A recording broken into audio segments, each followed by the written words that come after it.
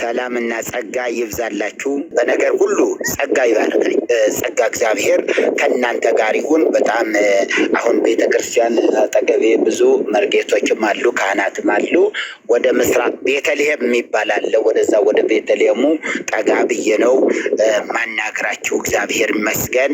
ምንድነው በኦርቶዶክስ ቤተክርስቲያን ላይ አንዳንድ ሰዎች አሁን ቤተክርስቲያን መግለጫ የምትሰጥ ይመስላችኋል። በዚህ በናኬ በዚህ ጥንተ አብሶ አለባት የለባትም የሚለው ላይ አንዳንዶች መግለጫ ቤተክርስቲያን የምትሰጥ ምናምን ይመስላችኋል። በጭራሽ አይደረግም። መግለጫ አታወጣም ቤተክርስቲያን። ሲኖዶሱ ተሰብስቦ መግለጫ ያወጣል ብላችሁ አትጠብቁ በጭራሽ። ሚዲያ ምናልባት ሚዲያ ክፍሎች ምን ሊያደርግ ይችላል? ሚዲያው ዝም ብሎ አንዳንድ ሰዎችን እየጠቆመ የሆነ ፒክ እያደረገ አባታችን እንዲያው እመቤታችን አሁን ላይ ጥንተ አብሶ የሚሉ አለባት የሚሉ አሉ፣ የለባት የሚሉ አሉ። እና እንዲሁ ለዚህ ይሄ ቲክቶክ በሚባል መንደር ላይ እንዲህ አይነት ነገር የተከሰተ ነገር አለ።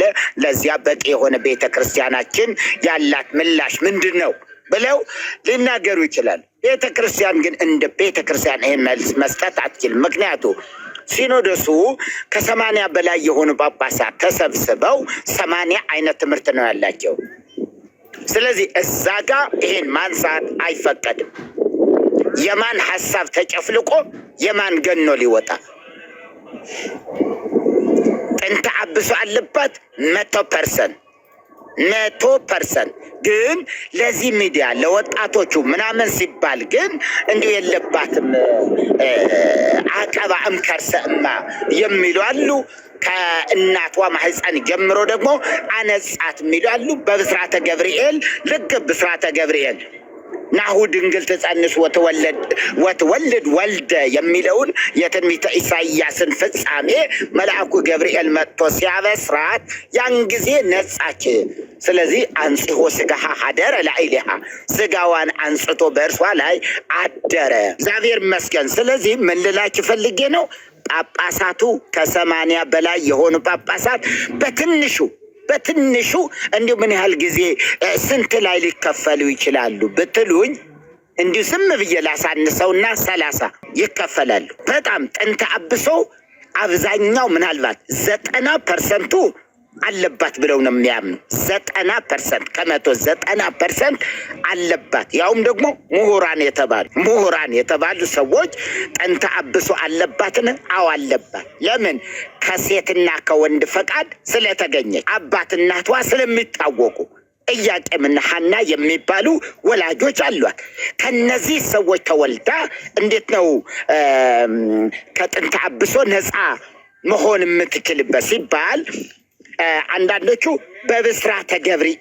በብስራተ ገብርኤል መልአኩ ሲያበስራት የዚያን ጊዜ አንጽሖ ስጋሃ ሀደረ ላዕሌሃ ስጋዋን አንጽቶ በእርሷ ላይ አደረ። 80% ይሄን ይላል። 10% ደግሞ ምን ይላሉ? ከእናቷ ማህፀን ነው ጀምሮ አንጽቷታል። ብቻ ያም ሆነ ይህ ግን እናቷ ማህፀን ላይ ይሁን ሌላ ስፍራ ላይ የሚሆን መቅደስ ላይ እያለች፣ አንዳንዶች ደግሞ ወደ ቤተ መቅደስ ስትገባ መባት ሴት አትገባበትም በማለት ምን ያደርጋሉ? ወደ ቤተ መቅደስ በ3 ዓመቷ ነው የነጻችው ደግሞ የሚላሉ። በ3 ዓመቷ። ሌሎች ደግሞ ልትወልድ ስትል የሚገርም ነገር ነው እኮ በጣም ልዩ ባህሪያቶች ናቸው ያሉ። ምክንያቱ ሰው ነችና ይህን ሁሉ ለምን ተወለደ ግን አለባት ወይስ የለባትም የሚለው ትምህርት ለምን ተወለደ፣ ለምን ተፈጠረ፣ እንዴት መጣ ሲባል ክርስቶስ ኃጢአት አልባ ለማድረግ እሷ ኃጢአት አለባት ካልን፣ እሷ ጥንተ አብሶ አለባት ካልን፣ ኢየሱስ ክርስቶስም ደግሞ ጥንተ አብሶ ሊኖርበት ነው። እንድ ማርያምን ነፃ እናውጣት በሚል ይሄዱበት መነሻው ይሄ ነው። ጠቅላላ ዓለም በሙሉ መነሻው ይሄ ነው።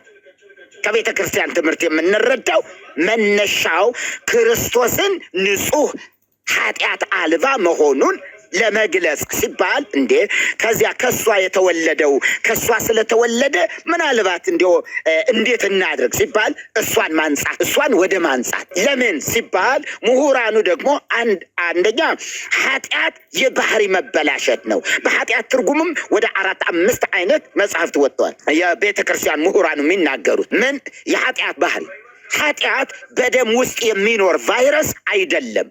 ኃጢአት ከደም ወደ ደም እንደዚህ የሚሸጋገር እንደ ኦርጋን ነገር እንደዚህ ምንድን ነው የሚባለው ይሄ ሴል ነገር አይደለም። ኃጢአት የዓላማ መሳት ነው። የዓላማ መሳት ነው። ህግን መጣስ ነው። አያችሁ፣ ደም ውስጥ አይገባም። ደም ውስጥ አይደለም የሚገባው። የባህሪ መበላሸት ነው።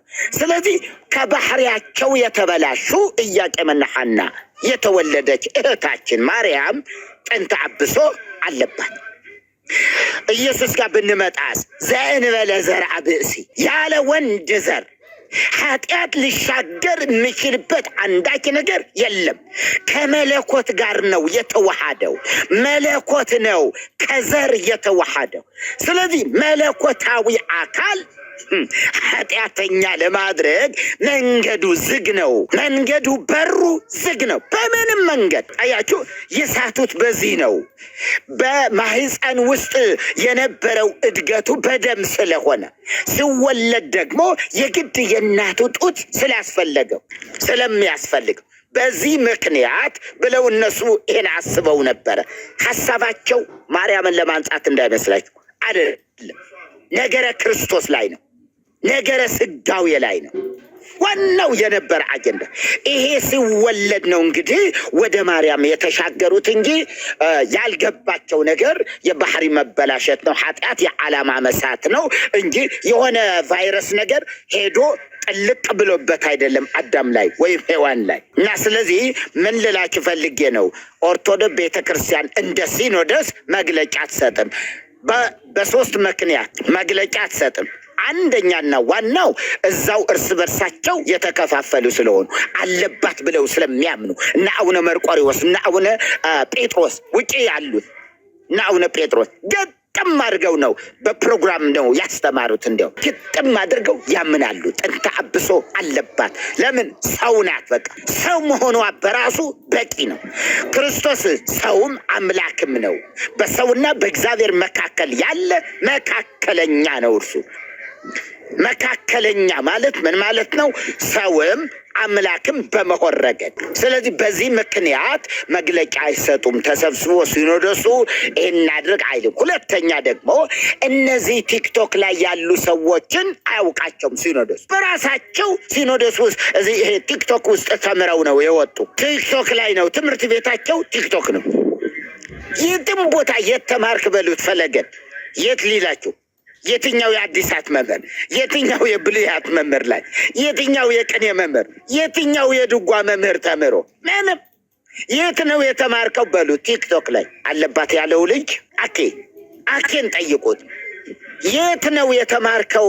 የሐዲሳት መምህርህ ማን ናቸው? ምክንያቱ መምህራኑ በሙሉ የተለያየ አጀንዳ፣ የተለያየ ዓላማ፣ የተለያየ መልስ ነው ያላቸው። ወጥ የሆነ መልስ ሊኖር ከቶ አይችልም። በኦርቶዶክስ ቤተክርስቲያን ነገረ መላእክት ወጥ የሆነ ትምህርት የለም። መላእክት በባህሪያቸው ጨካኞች ናቸው የሚሉ በጣም ብዙዎች፣ በትንሹ ከ30 እና ከ40% በላይ ምሁራን የተባሉ እኔም ራሴ የተማርኩትን ማለት ነው እዛው መምህሬ እንዳስተማሩ መምህራን ማነው መላእክት በባህሪያቸው ጨካኞች ናቸው። ግደል የተባሉትን ይገድላሉ እንጂ በእግዚአብሔር ፊት ቆመው ኧረ ይህ ጥላ እኮ ሰጥቷል፣ ይህ እኮ ዕጣን በስሜ ሰጥቷል፣ እቺ እኮ በስሜ ዝክር ዘክራለች የለም። መላእክት እግዚአብሔር ከመላእክት ጋር ቃል ኪዳን አላደረገም። ስለዚህ ጠዋት ምንድን ነው ለገብርኤል ምኑ ነው? ጠዋት ጥላ ለገብርኤል ምንድን ነው የሚሰራለት? ማን ነው የሚሸከመው? ማን ነው የሚይዘው? ይኸው ቄሱ ነው። እንዲሁ ገብርኤል አባቴ እንዲሁ ጥላ እኮ ሰጥቻለሁ እንዲሁ በስምህ ብትል አንዲት ሴት አንዲት ነፍስ ሄደሽ የሰጠሽውን ጠይቂ ነው የሚላል። ይህ ጥላ የሚባል ነገር አላውቅም። በዘላለማዊ ብርሃን ውስጥ የምኖር ነኝ። እኔ ጋር ጨለማ የለም። በብርሃን ውስጥ እኖራለሁ። በእግዚአብሔር ፊት እንቆማለን ነው የሚለው በላይ። ከዚህ የተነሳ ጨካኞች ናቸው። ዜና መዋዕል ላይ ታውቁታላችሁ። ሂድና ኢየሩሳሌምን የኢየሩሳሌምን እንትን ግደል ሲባል መልአኩ እንደ ቅጠል ነው ያረገፈው መልአኩ። ከዛ እግዚአብሔርም በቃ አለው ይላል ምዕራፍ 24 ይመስለኛል። አያችሁ በቃ አለው እግዚአብሔር በቃ ባይላት ኢየሩሳሌም ከነቀጠሉ ነበረ የሚያረግፈው። ይኸው መልአክ የለም። ባህሪያቸው ሰው ነው ቅዱስ፣ በእግዚአብሔር አምሳል በእግዚአብሔር ምሳሌ የተፈጠረ ስለሆነ ሰው የእግዚአብሔር መልክ ደግሞ ምሕረት ነው። የእግዚአብሔር መልክ ቅድስና ነው። የእግዚአብሔር መልክ ቸርነት ነው፣ በጎነት ነው፣ ፍቅር ነው። የእግዚአብሔር መልክ የሚባለው በዚህ መልክ የተፈጠሩ ሰዎች ናቸው። ሰው ነው በዚህ መልክ የተፈጠረ፣ መላእክት ጋር የለም። እና ብዙ ትምህርቶች ናቸው አለ። ስለዚህ ምን ልላችሁ ፈልጌ ነው፣ ቲክቶክ ላይ ያሉ ሰዎችን ቤተ ክርስቲያኒቱ ምሁራን ናቸው ብላ ክህነትም አልሰጠቻቸውም። ክህነትም አታውቃቸውም። በካህናት መዝገብ ራሱ አይታወቁም። እንደው እንደ ምእመናን በወላጆቻቸው ተመዝግበው የኢትዮጵያ ኦርቶዶክስ ተዋሕዶ ቤተ ክርስቲያን አማኞች ይህን ያህል ናቸው ሊባል ይችላል። ነገር ግን በአገልጋዮች ናቸው የኔ ናቸው ብላ በጭራሽ ጆሮ አትሰጠው። እንዲሁ እውነት እላቸዋለሁ በጌታ ፍቅር እንዲሁ እመኑኝ የሚሰሙት የእናንተን ነው። ምክንያቱም ብዙዎችን እነዚህ ዝም ብለው ኮተታሞች ናቸው። ምን ባህታውያን ትምህርት ይዘው ነው የሚሏቸው። እንዲሁ አይገርማቸውም? ኤርሚ በእውነት ነው እኮ እንዲሁ ምሁራን የተባለ ምን እዚህ ከየጫካው የወጡ የሚሰብኩ እነዚህ ኮተታሞች ናቸው ነው የሚሏቸው። እነሱ የሚፈልጉት ከእግዚአብሔር ቃል ጋር የሚቃረን ነው። ለምንድን ነው ማነው ስሙ ወንድማችን ማን ነበረ? ወጣቶቹ እንትን ጋር ዮናታን አክሊሉ መልካም ወጣት፣ ትክክል፣ የመልካም ወጣት እሱ። አሁን ታስታውሳላችሁ ተአምረ ማርያምን ገድለ ተክለ ሃይማኖት። ከዛ ጋዜጣው ምኑም ሬዲዮ ቲክቶኩ አጫጫው ሊከሰስ ነው እንትን ሊል ነው። ምን አገባት ቤተክርስቲያን እንደዚህ አታደርግ። ማን ነው ተአምረ ማርያም ጸሐፊ? ማን ነው እንትኑ? እንዴ በጭራሽ አይታሰብም። ከዚህ በኋላ ምንም ተአምረ ማርያም ነቀፍክ ተብሎ ማንም ቢሆን አይወገዝ። ተአምረ ማርያም መቀበል ይቻላል አይቻልም? ገድላት ድርሳናት መቀበል ይቻላል ሳይቀበሉ ኦርቶዶክስ መሆን ይቻላል ወይስ አይቻልም? ይሄ ለሲኖዶሱ እንግዳ ትምህርት ነው። በቃ እንግዳ ትምህርት ነው። ለዚህ መልስ አይሰጥም ልላችሁ ፈልጌ ነው። በቃ መልስ አይሰጥም። የቤተ ክርስቲያን ይሄ የቲክቶክ ውስጥ ያለው ገና እንግዳ ነው። ማነው ያሬጋልን አይቀበሉትም። ታውቃላችሁ? እንደማይቀበል ታውቃላችሁ? አይቀበሉትም። በያሬጋል ላይ የፈለገ ይሁን ሲኖዶስ አይሰበሰብም። ዝም ብሎ ሲኖዶስ ቀላል አይደለም። ሲኖዶስ ዝም ብሎ ቀላል የሆነ እንደሱ አይደለም። አይሰበሰብ። የራሱ የሆነ ትምህርት ፈጥሯል። ያረጋል የራሱ ትምህርት ምን የሚል ትምህርት ነው? የብሉይ ኪዳን ታቦት የለንም አለ። የቤተ ክርስቲያኗ መጻሕፍትስ የአዲስ ኪዳን ታቦት ማን ተቀበለ? ለማን ተሰጠ? ማን ጋር ተጀመረ? የመጀመሪያ ተቀባዩ ማን ነው? የታቦት ተቀባይ ቢባል የለም። መሰዊያ ነው፣ ጠረጴዛ ነው፣ እንዲህ ነው፣ የአዲስ ኪዳን ታቦት ነው ምናምን የሚሉ ቲክቶክ መንደር ላይ ነው የሰማሁት። እኔ ምድር ላይ አልሰማሁትም። ቤተ ክርስቲያኗም ይሄን አትልም። የሙሴ ጽላት አለኝ ነው የምትለው። እና ተከፋፍላ መከራዋን እያየች ነው። ወደ ጳጳሳቱ ምዕመኑ ላይ ነው። ጳጳሳቱ አይሞቃቸው አይበርዳቸው፣ አለባት ቢሉ የለባትም ቢሉ ጆሯቸውን ማይሰጡ ለዚህ ምንም ምክንያቱስ አያችሁ ለዘመናት የተክለ ጻድቅ መኩሪያ የቤተ ክርስቲያን ታሪክን አንብቡ። እንደገና ደግሞ የማናቸው ፕሮፌሰር ላጲሶ ጌልቦ የደቡብ የታሪክ ተመራማሪ ናቸው። እሳቸው የኢትዮጵያ ታሪክ ጅምር ካፒታሊዝም ምናምን ነገር የሚል መጽሐፍ እሱ ጋም አንብቡ። ተዋህዶ ቅብዓት ጸጋ እንዴት ሲገዳደሉ እንደነበሩ ቅባቶች ወደ 500 ቅባቶች በአንድ ጊዜ ተገድለዋል። ማን አስገደላቸው? ቤተ ክርስቲያን። ማን? ተዋህዶ የምትባለው። ቅባቶች ደግሞ የራሳቸው ጊዜ አገኙና በአፄ ፋሲለደስ ዘመን አገኙና 11,000 ተዋህዶዎችን አረዱ። እንዲህ እያለች ነው እስከ አሁን ድረስ የመጣችው። እንዲህ እየገደለች እያስገደለች ምን እያለች ነው የመጣችው? ታሪክ የኢትዮጵያ ታሪክን አንብቡ። የኢትዮጵያ ታሪክ እነ ተክለ ጻድቅ መኩሪያ የሚጽፏቸው እነ ተክለ ኢየሱስ የሚጽፏቸውን አንብቡ። ኦርቶዶክስ አንድ ሆነ አታውቅም፣ ወደፊትም አንድ አትሆንም።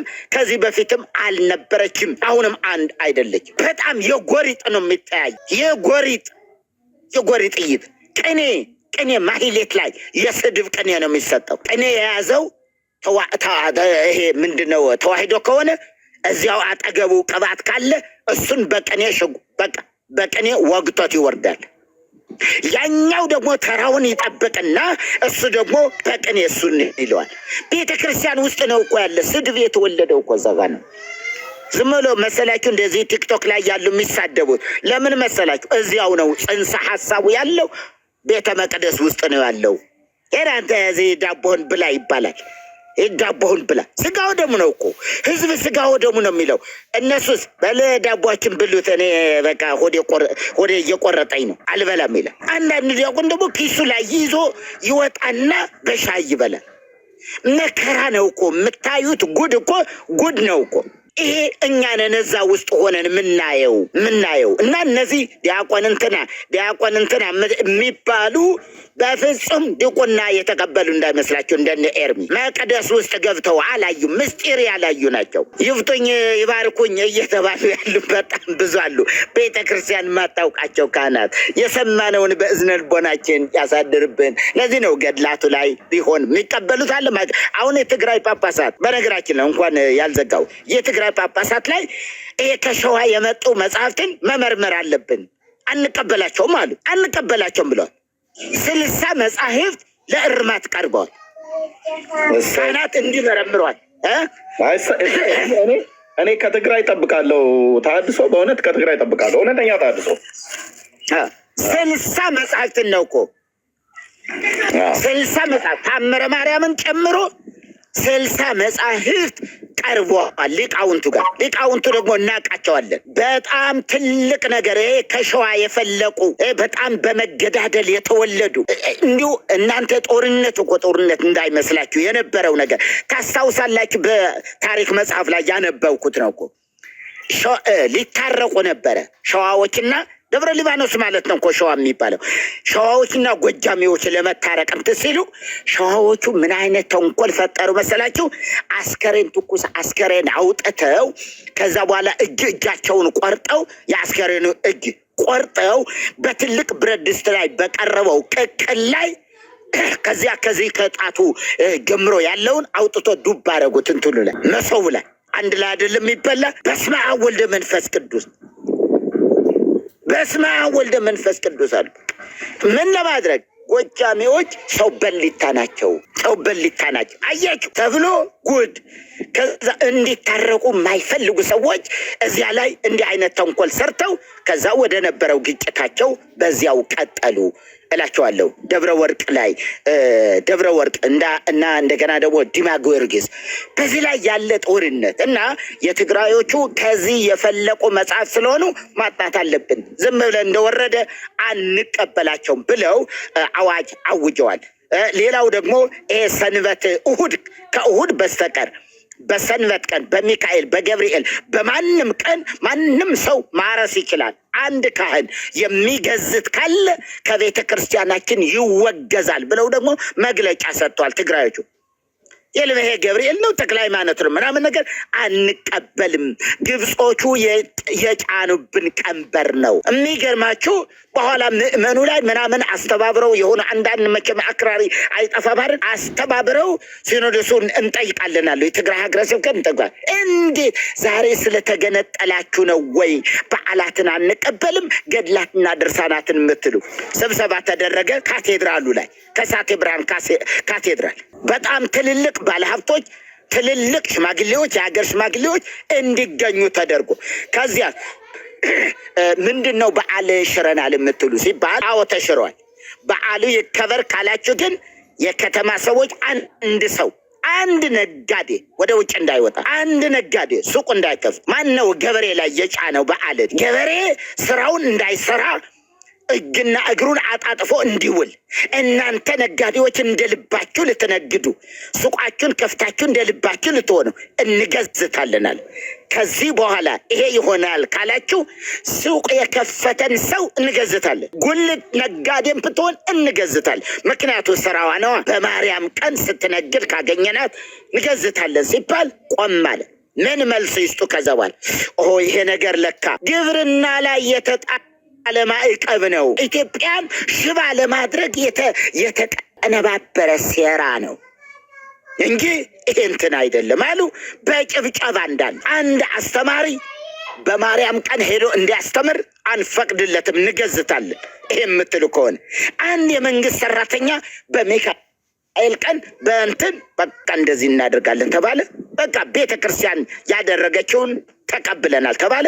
አሁን ማንም ቢሆን ተክለ ሃይማኖት ነሽ፣ ገብርኤል ነሽ፣ ምንድነው የለም፣ ያርሳል ገበሬው። ገድላቱ ላይም እንዲህ ነው። በቃ በጣም በብዙ ስፍራ እውነት ላቸው በብዙ ስፍራ ታምረ ማርያም ማንበብ ቀረ። ገና ነው ተመርምረው አልመጣልንም። እንዴት ነው ታምረ ማርያም አይነበብም እንደሚሉ እንግዶች አሉ። አይ ቀርቷል። ከታምረ ኢየሱስ በፊት ነው እኮ የሚነበብ ታምረ ማርያም። ኤርሚ ታውቃለህ? ከተአምረ ኢየሱስ በፊት ታምረ ማርያምን የሰማ ደግሞ ስጋ ወደሙ እንደተቀበለ ይሆንለታል። እንኳን ታምረ ማርያም ወንጌል ዮሐንስ ቢነበብበትም በጭራሽ አይሆንም፣ ውሸት ነው። አያጅ ስጋ ወደሙ ቀልድ ነው እኮ። ዝክር እንደ ስጋ ወደሙ፣ ተቅማጥ እንደ ስጋ ወደሙ፣ በጣም ከርስ የሆነ ነገር። ደብረ ሊባኖስ እኮ ሄዳችሁ በተቅማጥ የታመመ መነኩሴ በዚህ ገዳም ላይ በተቅማጥ በሽታ የሚሞቱ ሁሉ አወርስ ለከ መንግስተ ሰማያትን አስገባልሃለሁ፣ መንግስተ ሰማያት ይወርሳል ተብሎ የተነገረ ስለሆነ እና ተረቱ ማለቂያ የለውም። ስለዚህ አንድ አይደለችም ኦርቶዶክስ። ወንጌላውያኑ አንድ ናቸው። መዳን በማን? በኢየሱስ። ዋናው አይደለም እንዴ? መዳን በማን? በኢየሱስ። የትኛውም ቸርች ጠይቁ። መዳን ኢየሱስ ለምን መጣ? እኛን ለማዳን። አሁን ድነናል? አዎ ድነናል። ኦርቶዶክስን ጠይቁ።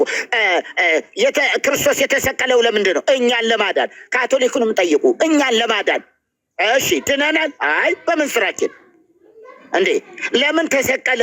ክርስቶስ መድኃኒታችን የተሰቀለው ለምንድን ነው ሲባል እኛን ለማዳን። በአንድ ድምፅ ሴቱም ወንዱም ምንም ጠቅላላ እኛን ለማዳን በመስቀል ላይ ተሰቀለ እና ድነናል ሲባል ኧረ በምን ስራችን ገና ቅጠል እንበላለን ይላል። የላመ የጣመ እንጀራ እየበላ ጭራሽ ሱፍ ለብሶ ጭራሽ ጃኬት ለብሶ መንግስተ ሰማያት መውረስ እንዴት አድርጎ? ብጫ ለብሶ ገዳም ገብቶ ቅጠል በልቶ ቋርፍ እየበላ ነው እንጂ በጣም የሞተ ትምህርት። እግዚአብሔር ነው ይገስጸው። በቃ እግዚአብሔር ይስጥልን። በትልቁ አድርጊኝና አንድ ደቂቃ ነች። እችን ታደርጊኛለሽ? ኦኬ። እቺ የጋዜጣ ፎቶ ነች። ምንድነች? ከ13 ዓመት በፊት የወጣች ነች እና ምን ይላል? አስደንጋጩ የአቡነ ጳውሎስ የመመረቂያ ጽሑፍ ይላል። ቅድስት ድንግል ማርያም ጥንተ አብሶ ወይም የአዳም የውርስ ኃጢአት ጥላ ስር የተወለደች ናት። የአቡነ ጳውሎስ የመመረቂያ ጽሑፍ ላይ ከሰፈሩ ይልና ከታች በጉዳዩ ሲኖዶሱ 2 ልብ ተከፍሏል ይላል እና ከ13 ዓመት በፊት ነው ፎቶ አንስቻት ያስቀመጥኳት እና ምናልባት አንዳንድ ሰዎች አቡነ ጳውሎስ በማርያም ጥንተ አብሶ አለባት በሚለው ነገር አንስማማም የሚሉ ከሆነ ይሄ ጥሩ ኤቪደንስ ነው። በነገራችን ላይ ያው መምህር ዲበኩሉም ተናግረዋል። አቡነ ጳውሎስም ያምኑ ነበር፣ አቡነ ገብርኤልም በዚህ ነገር ያምኑ ነበር። ግን ስልጣናቸውን ተጠቅመው የቤተ ክርስቲያን ትምህርት እናድርገው አላሉም እያሉ ይናገሩ ነበር እና ልዩነት ሊኖር ይችላል ያስተምሮ፣ ግን በውስጣችሁ ያዙት እያሉ ይናገሩ ነበር። በውስጥ ነው የሚያዘው፣ እንደ ቤተ ክርስቲያን አስተምሮ መነገር የለበትም ይሉ ነበር እና ይሄ ጥሩ ኤቪደንስ ነው። እንግዲህ በግል ጋዜጣ የወጣ ነው። ያው ሰዎች እንዲያዩት ነው እንደ ኤቪደንስ። እንዲህም ይታመናል። አሁን ያሉት ሰዎች በተለይ አያምኑም ነበር ብለው ለመሸፋፈን ቢሞክሩ እንግዲህ የግል ጋዜጦች ያኔ ኢንዲፔንደንት ነበሩ። ለተለያየ ፖለቲካ ዓላማ የሚሆን ለምንም ያወጡት፣ ግን ያው ሪያሊቲው በዛን ጊዜ ይሄ ነበር ለማለት ፈልጌ ነው። ተባረኪ በቃ እንትን አልልም፣ ግን መቼም ምስጢር መናገር ትንሽ ይከብዳል። ኤርሚ ያውቋል። ዝም ብሎ በለህሳስ የሆነ ከንፈር ማንቀሳቀስ አለ። ኤርሚ ዝም ብሎ በለህሳስ ድምፅ ሳይወጣ ዝም ብለህ እና አንዳንድ ሰዎች ሊጠይቁኝ ሲመጡ ወዲያውኑ ማይኩን እንደሰጠሁት ለፕሮግራም መሪ ከዛ እላለሁ፣ ዞር በል እለዋለሁ በእጄ ወደዚህ ምናምን ነገር እላቸዋል። በቃ እየጸለይ ነው ብለው ዞር ዞር ይላል። አይጠጉኝም። አንዳንድ ጥያቄ የሚሉ እንዲሁ ድምፆት ማይኩን ጠጋ ስታደርጉት ድምፅ ይቀይራል። እና አንዳንዶቹ ይሄ ድምፅ የሰማሁት ይመስለኛል ይሉና እንዲሁ ሰምተነው ነበር። ሄድዘር ምንድን ነው ቲክቶክ? ቲክቶክ ቴሌቪዥን ነው እላቸዋለሁ። አይ ኧረ በሞባይል ወደዛ ምናምን ብዬ ዞር እላለሁ። እና እዚህ ወንድም እንትን የአቡነ ጳውሎስን አንድ ጋዜጣም ደግሞ ወጥቶ ነበረ። ምናልባት የማግኘት እድሉ ካለ ገብርኤልን ፈልጋችሁ የመጣችሁ ከስራችኋል የሚል አቡነ ጳውሎስ ያሉት አዋሳ ገብርኤል ሲመረቅ እስኪ ህዝብ አይደለም እና እስኪ ገብርኤልን ፈልጋችሁ የመጣችሁ ሲሉ ገብርኤልን ፈልጋችሁ የመጣችሁ ሲሉ ብዙ ህዝብ እንዳለ እጁን አወጣ፣ እንዳለ ማለት ይቻላል። ከዛ እንደገና ደግሞ እስኪ እግዚአብሔርን ፈልጋችሁ የመጣችሁ ደግሞ እስኪ እጃችሁን አንሱ፣ እጃችሁን ከፍ አድርጋችሁ አሳዩኝ አሉ። ሰው ግራ ገባው። እንዴ ምንድን ነው ነገር አለ። ከዛ እንደገና ሲሉ ገብርኤልን ፈልገው የመጡ ሰዎች አነሱ፣ እግዚአብሔርን ፈልገው የመጡ ሰዎች በዙ። በኋላ ምን አሉ? ገብርኤልን ፈልጋችሁ የመጣችሁ ከስራችኋል። ገብርኤል በሁሉም ስፍራ ያለ አይደለም። እና በጋዜጣ ልክ ነው አስደንጋጩ የአቡነ ጳውሎስ የመመረቂያ ጽሑፍ እንደሚለው ገብርኤልን የምትፈልጉ ብሎ ነው እንትን ያለ ፈልጋችሁ የመጣችሁ አላለም። ገብርኤልን የምትፈልጉ ከስራችኋል ብለው በጋዜጣ ሁሉ አውጥተውት ነበረ። እና እንዲህ አይነት እንትኖች ጳጳሳቱ አንድ አይደሉም እና አቡነ እንትና ምኑ በቁጥር ልነግራቸው አልችልም። አቡነ እገሌና አቡነ እገሌ በጭራሽ አይስማሙም ለማለት